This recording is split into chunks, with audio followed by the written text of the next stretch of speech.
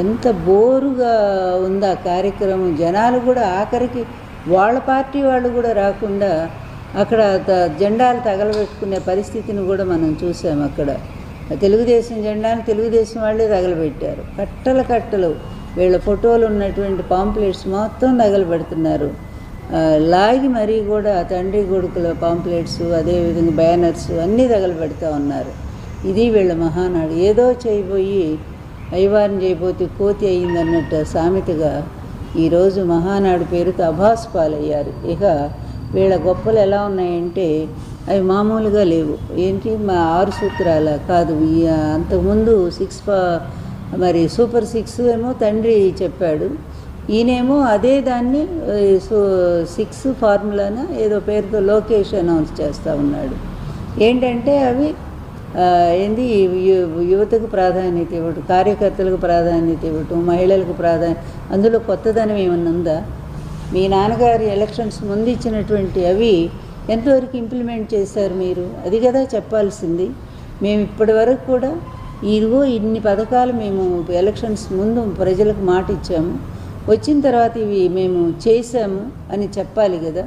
అమ్మఒడి లేదు, అమ్మఒడి బదులు మాతృవందనం అని పెట్టారు, అది పోయింది.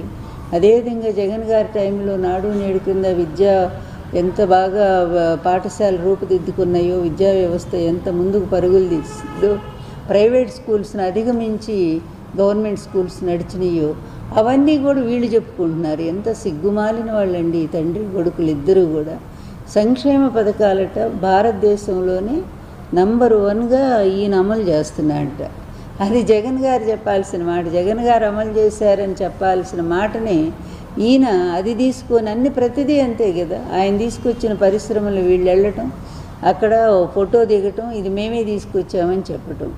ఇంత అభాసు పాలైనటువంటి ప్రభుత్వము, ప్రజలకు ఇచ్చిన హామీలను అమలు చేయటంలో విఫలమైనటువంటి ప్రభుత్వం గతంలో ఎప్పుడూ చూడలేదని ప్రజలు ఎంత ఈసడించుకుంటున్నారంటే, ఇక అన్నిటినీ మించి ఏంటంటే వీళ్ళ పరాకాష్ట, హీన స్థితికి పరాకాష్ట చెప్పాలంటే, వీళ్ళ బలహీనతలకి, మరి వీళ్ళ నీచత్వానికి, పనికిమాలిన రాజకీయానికి ఒక పరాకాష్ట స్థితి ఏంటంటే, ఎన్టీఆర్ ఆత్మ మాట్లాడుతుందని చెప్పి ఆర్టిఫిషియల్ ఇంటెలిజెన్స్తో ఒక కార్యక్రమాన్ని రూపొందించి అదేదో చాలా గొప్పగా ఈ తండ్రి కొడుకుల్ని పొగిడించుకోవటం.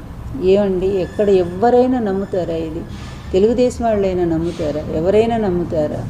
ఎన్టీఆర్ గారు చివరి వరకు అల్లుడితో ఎంత విభేదించారో, ఎంత కొట్లాడారో, మళ్ళీ నేను అధికారానికి రాని నిన్ను అండమాన్ జైలుకు పంపిస్తానని చెప్పి అంత తీవ్రంగా మాట్లాడారు. ఈయన ముఖ్యమంత్రి అయ్యి మరి ఈయన ఆశీస్సుల కోసం వస్తే ప్రమాణ స్వీకారం చేశాక తలుపులు కూడా తీయలేదు ఎన్టీఆర్ గారు. అంత పౌరుషం ఉన్నాయన. అల్లుడిని ఎలా తిట్టారో అన్ని క్యాసెట్స్ ద్వారా మనం చూస్తూనే ఉన్నాం. జామాత దశమగ్రహ క్యాసెట్ రిలీజ్ చేసి ఇంత నీచుడు, ఇంత ఔరంగజేబు కంటే నీచుడు, తండ్రి లాంటి మామనే వంచినటువంటి దుర్మార్గుడు, విశ్వాసఘాతకుడు అని, అదేవిధంగా నాకంటే మహానటుడు ఇతను అని ఇన్ని రకాలుగా చంద్రబాబుని తిట్టిన ఎన్టీఆర్ వచ్చి ఈరోజంట మరి ఈయన పొగిడాడట. అదేవిధంగా లోకేష్ అంటేనే ఇప్పటికి కూడా ఒక లీడర్గా ఎవ్వరూ గుర్తించరు. అట్లాంటి వాడిని తీసుకొచ్చి నా మనవడు వారసుడు, ఈయన మనవడు ఎట్లా అవుతాడండి?